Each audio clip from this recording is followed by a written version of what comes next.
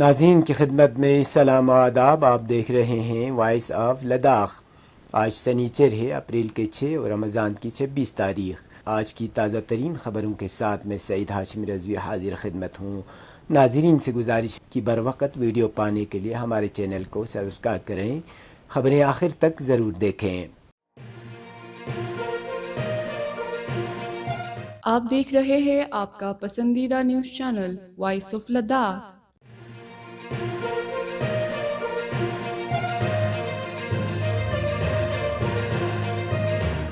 Leh apex body اور ماحولیاتی کارکن سونم وانگچک کی جانب سے 7 اپریل کو چوتھا علاقے کی جانب پشمینہ مارچ کے کال کے مد نظر لداخ کے additional director general of police نے لیہ ضلع میں موبائل ڈاٹا سروس کی رفتار کو عارضی طور پر کم کرنے کا حکم دیا ہے.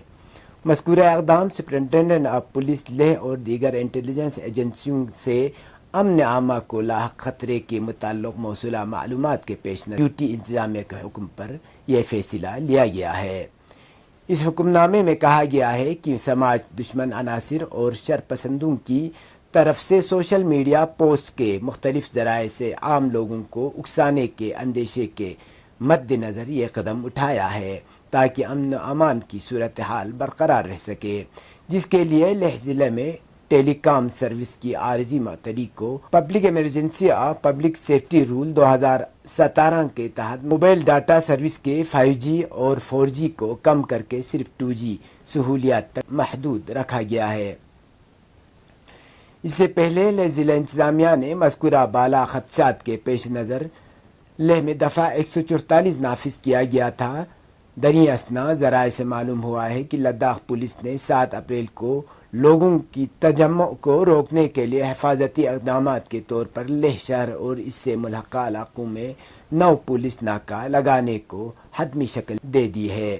انتظامیہ اور پولیس کی جانب سے غیر متوقع طور پر اٹھائے گئے غیر معمولی حفاظتی اقدامات کو لے کر لیہ کے عوام میں بے چینی پیدا ہوئی ہے. یاد رہے، لیہ میں یہ سارے اقدامات ضلع انتظامیہ اور پولیس نے ایسے وقت میں نافذ کیا جب لیہ پیکس باڑی نے 7 اپریل کو چوتھک کی جانب پشمینہ مارچ نکالنے کا اعلان کیا ہے اور اس ریلی میں لیہ کے عوام کی بھاری اکثریت شرکت کرنے کی متوقع ہے. تازہ خبروں کے مطابق اپیکس باڑی لیہ نے ایک پریس کانفرنس کے ذریعے پشمینہ مارچ کے کال کو واپس لینے کا اعلان کیا ہے.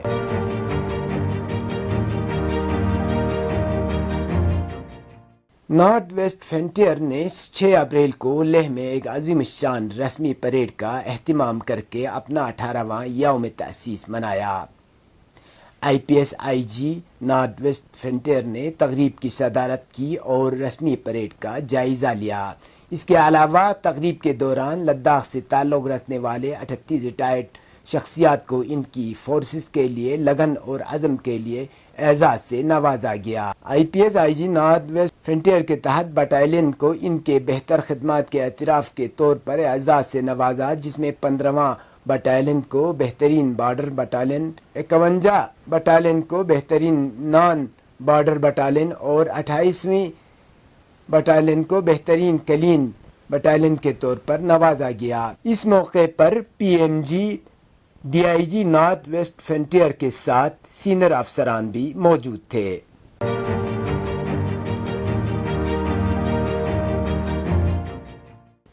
نشیلی ادویات کے مضر اثرات سے باخبر کرنے کے لیے DIPR لیہ کی جانب سے مسلسل سیمینار کا انعقاد کیا گیا. تفصیلات کے مطابق وزارت اطلاع و نشریات اور ضلع انتظامیہ لیہ کے زیر اہتمام منشیات کے استعمال کے بارے میں آگاہی پروگرام تسلسل سے جاری ہے. اس طرح کا ایک پروگرام پبلک سکول لیہ میں بھی منعقد کیا گیا، جہاں بڑی تعداد میں طلبہ و طالبات موجود تھے. اس موقع پر psychiatrist and drugs addiction specialist SNM ہسپتال لیہ ڈاکٹر ٹاشی ٹنڈپ اور دیگر ماہرین نے آگاہی پروگرام کے دوران نشیلی ادویات مضر اثرات سے لوگوں کو آگاہ کیا.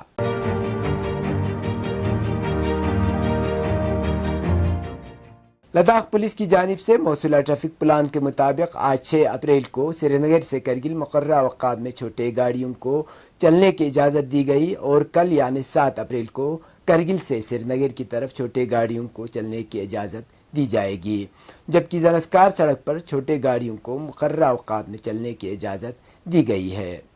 گزشتہ 24 گھنٹوں کے دوران کرگل میں درجہ حرارت 0.6 ڈگری سینٹی گریڈ درج کیا گیا، لیہ میں درجہ حرارت -2 سینٹی گریڈ، دراس میں درجہ حرارت -5.9 اور زنسکار میں درجہ حرارت -9.6 ڈگری سینٹی گریڈ ریکارڈ کیا گیا۔ اب پیشے قومی اور بین الاقوامی خبریں۔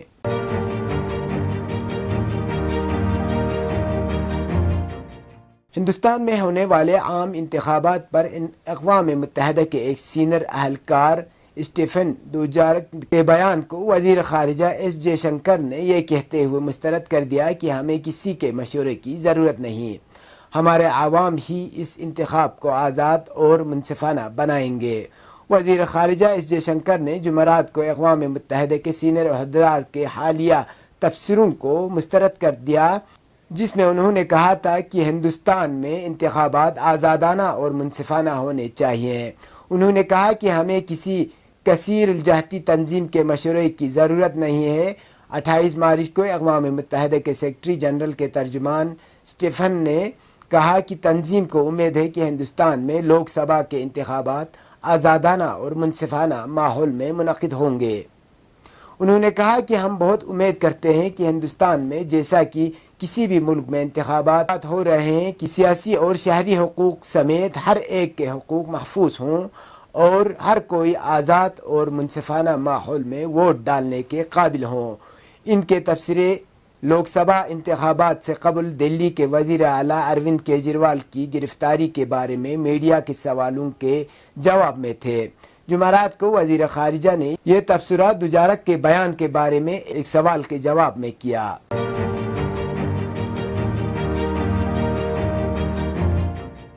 متحدہ عرب امارات نے اسرائیل سے سفارتی تعلقات منقطع کرنے کا اعلان کیا ہے۔ اسرائیلی میڈیا رپورٹ کے مطابق اعلان 2 اپریل کو غزہ میں 7 امدادی کارکنوں پر اسرائیلی حملے کے بعد سامنے آیا ہے۔ اماراتی وزارت خارجہ نے اس واقعے پر اسرائیلی سفیر امیر حائق سے فون پر بات کر کے برہمی کا اظہار کیا۔ رپورٹ کے مطابق اسرائیل کے وزیر خارجہ اسرائیل کاٹز اور اماراتی ہم منصب عبداللہ بن زائد کے درمیان فون کال کے ذریعے اس معاملے پر گفتگو ہوئی۔ متحدہ عرب امارات ان ممالک میں شامل ہے جنہوں نے ستمبر 2020 میں اسرائیل کے ساتھ تعلقات کو معمول پر لانے کے لیے امریکی ثالثی میں ابراہیم معاہدے پر دستخط کیے تھے۔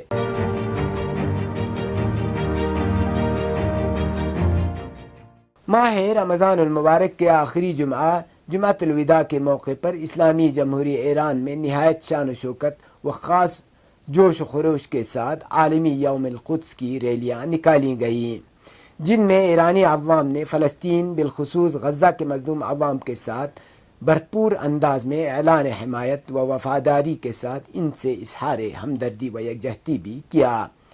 ان ریلیوں کا اہتمام دارالحکومت تہران سمیت ملک کے سبھی چھوٹے بڑے شہروں، قصبوں اور دیہاتوں میں کیا گیا۔ ریلیوں میں اعلیٰ سول و فوجی حکام نے شرکت کی، جبکہ جہاد اسلامی فلسطین کے سربراہ زیاد النخالہ بھی تہران کی ریلی میں شریک ہوئے۔ اس موقع پر شام کے دارالحکومت دمشق میں ایران کے سفارت خانے سے ملے قونصل خانے پر صہیونی ٹولے کے دہشت گردانہ حملے میں شہید ہونے والے ایران کے فوجی مشیروں کی تشییع جنازہ بھی عمل میں لائی گئی۔ ان شہیدوں کو شہدائے راہ بیت المقدس کا عنوان دیا گیا۔ ایران کی ریلیوں میں شریک عینی شاہدین کے ساتھ ساتھ میڈیا ذرائع کا بھی کہنا ہے کہ اس بار یوم القدس کی ریلیاں گزشتہ چند برسوں کی بنسبت نہایت عظمت اور بڑے جوش و خروش رہی ہیں، جن میں ملکی سطح پر 10 لاکھ ایرانیوں نے شرکت کی۔ یہ تھے اب تک کی خبریں۔ اسی کے ساتھ مجھے اور میرے ساتھیوں کو دیجیے اجازت۔ اللہ حافظ۔